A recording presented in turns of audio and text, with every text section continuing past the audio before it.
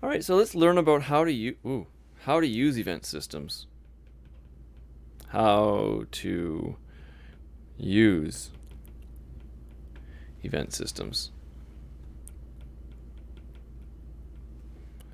So we've learned about what they provide and the general setup, right? You subscribe to events and they get happen. But there's a couple of key points. One is you pay attention to setting up these listeners.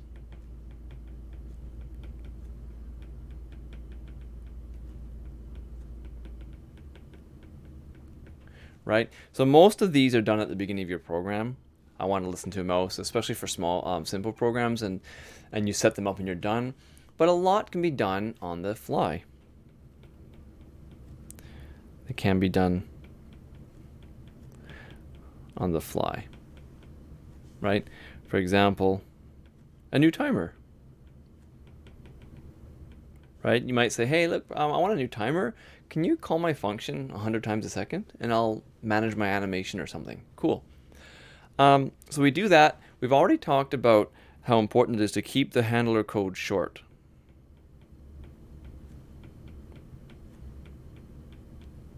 Okay. Another thing that might not be obvious is you generally don't want to perform drawing in your handlers. Don't draw in there.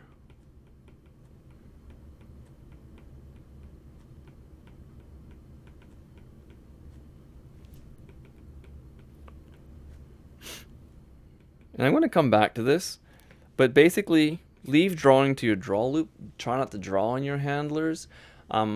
And if you do, it's a little bit tricky, but I'll come back to that. Instead of drawing into handlers, you communicate.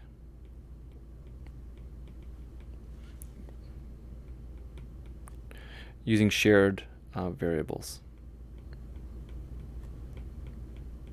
Sounds hard. Use a bunch of booleans, right? Mouse clicked equals true, and then another loop can go, if the mouse was clicked, do something. So it's that simple. So that's another way to keep it short, right? And as I mentioned before, this is really nice because it separates the event handling away from your main loop.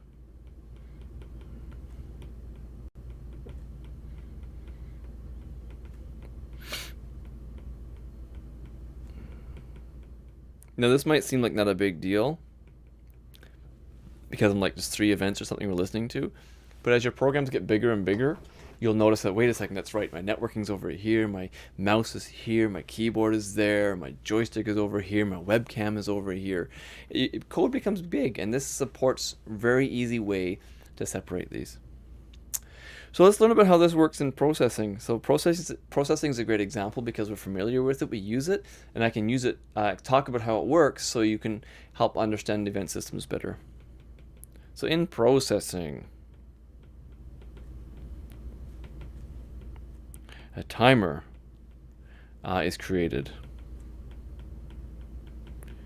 Okay, so they set up a timer and it creates an event when tick, tick, tick. And when it comes up, it calls the draw function.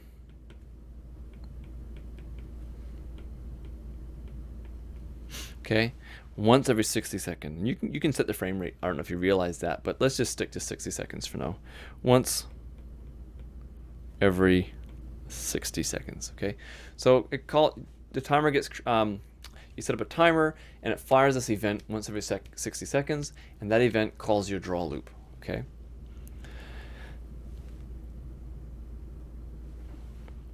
Timers are nothing special. It's just like an interrupt, right?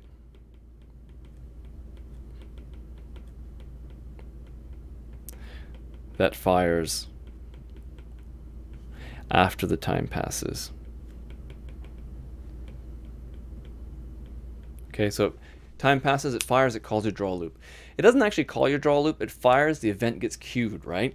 And then your event loop wakes up, grabs the event and dispatches it. Might sound like it's the same, but it's not. Because you put it on the queue, if that timer fires about the same time the mouse comes up, the same time you hit a key, it's going to keep them in order on that event queue. So you have a timer that adds to the event queue. Once every 60 seconds, you add this draw function. So it's just an interrupt that fires after time passes, creates an event, right? And then draw is subscribed. That's really not clear. Let's see if I can fix that. Whoopsie. Is subscribed. Now, earlier I mentioned why we don't want to do drawing in our handlers. It's because actually it's not that simple. When the timer fires, it doesn't just call your draw function. A few more things happen. Before and after calling draw, it does some graphics housekeeping, okay? Before and after calling draw, it does graphics housekeeping, like setting up the context, flipping your buffer, that kind of stuff.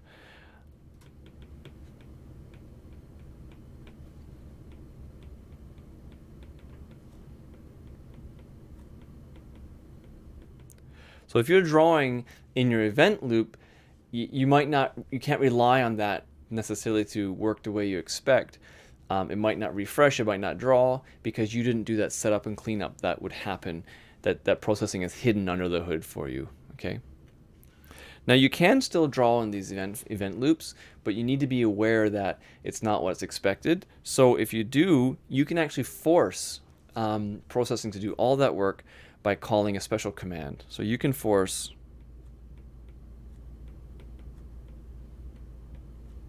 this being all this housekeeping with the redraw command. So the redraw command basically does the setup I just talked about. It calls the draw function and does the cleanup. So it'll do all of that for you. Okay. So you call redraw command, it'll add a redraw to the queue, to the event queue. I should probably say event. And that's actually quite interesting. I won't go too deeply into it, but if you turn on the no loop command in the beginning of your program, it won't set up that timer. It'll just call draw once. But the program doesn't stop running. It's waiting there. So if you subscribe to mouse events or key events, you can have a key press that then forces a redraw even without that timer. So you can still have animation with no loop on. It just doesn't automatically happen. You need to listen to events and call that redraw command yourself. Okay. Really neat. I also want to mention that in processing, I showed you how to poll the mouse, right? How to poll. You can poll events. It's not true polling. It's just using the event system. The polling solution is just events. So when you override the mouse events or whatnot, it still calls the parent events. They just update the global state and simulates polling.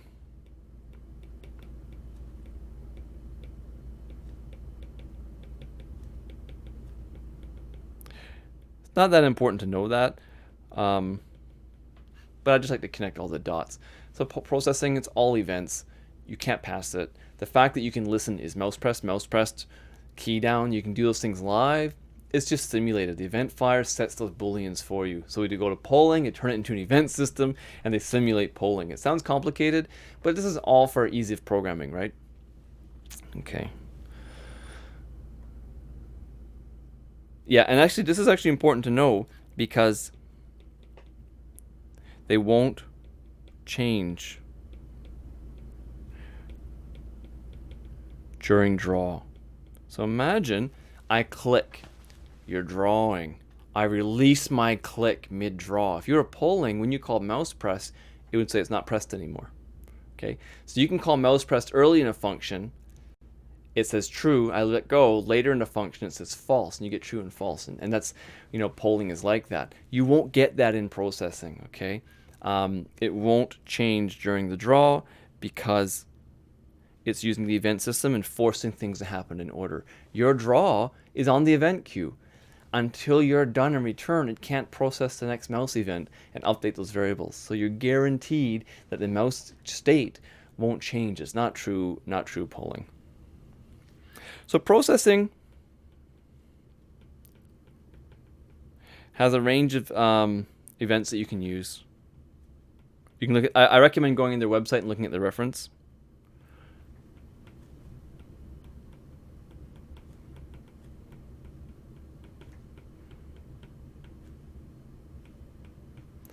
Okay, and you don't have to subscribe to them. You don't have to, like I said earlier, typically you sign up and you say, hey, look, you register the function up top here, right there. You don't have to do that in processing. It's already done for you. They've already set up that code. But the way that you use them then is you just override the existing their existing handlers. Overload, I suppose, is the word I'm looking for. You just override them, overload them. Okay, to handle events yourself. And you'll see these, if you've done processing before or looked at my examples, they should look familiar. There's key pressed, which when a keyboard key is pressed. Mouse clicked, for example. Mouse moved. There's mouse pressed, mouse released. I'm not going to list them out. You can manage looking up a reference. So here, let's look at a demo. Demo 1. All right.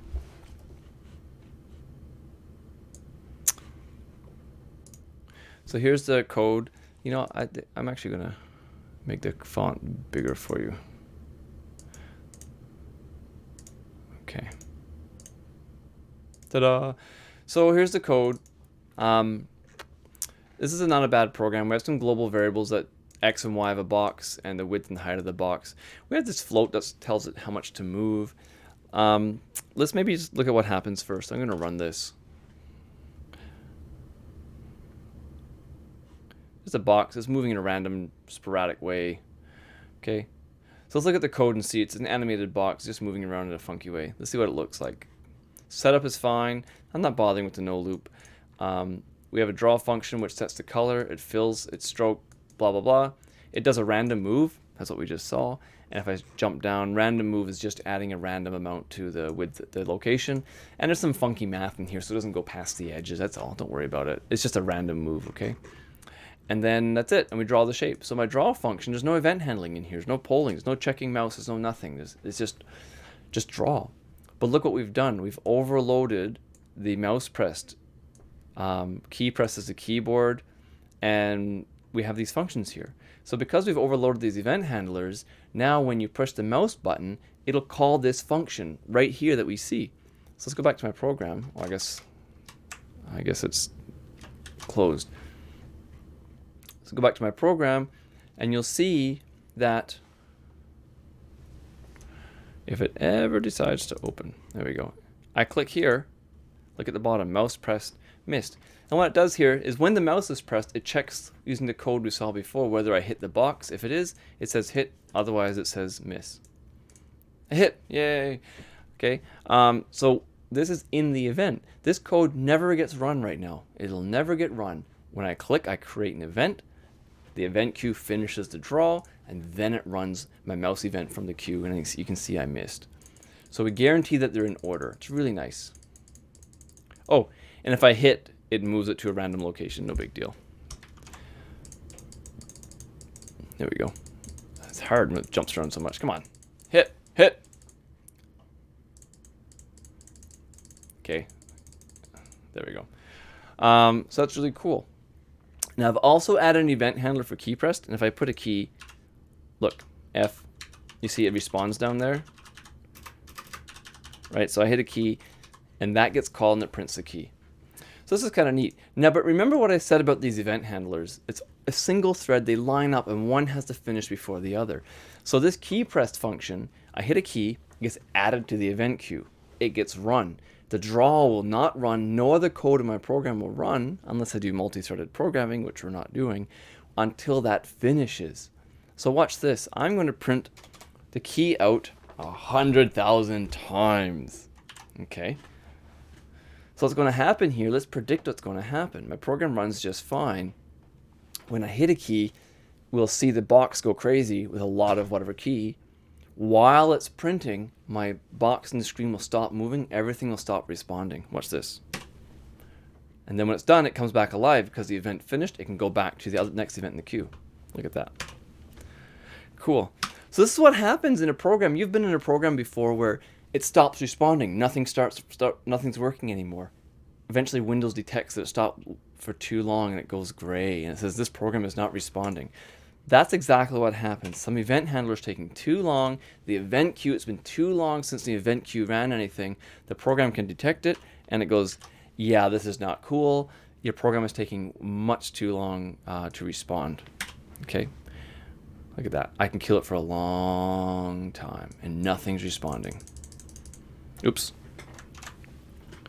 Right? Nothing's responding. There we go. We came back. We can keep going with that. All right. So that was a demonstration of how we use events and why it's important not to put out millions of characters, but you keep it short because you're killing the whole program.